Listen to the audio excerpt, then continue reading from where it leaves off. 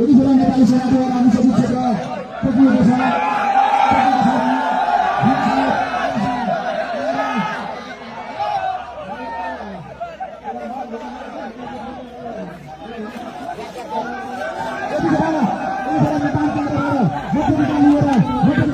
गरेको अवस्था देख्न सकिन्छ। यतिखेर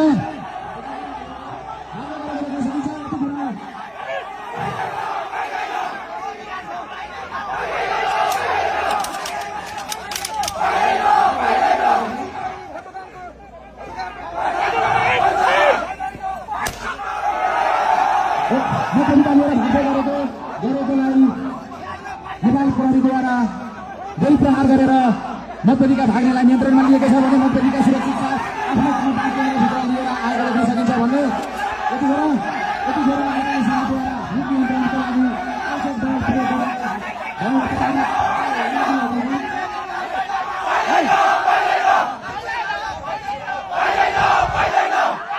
यतिखेर नेपाली सेनाले भित्रभित्र नभए आवश्यक दल प्रयोग गरिनेछ भन्ने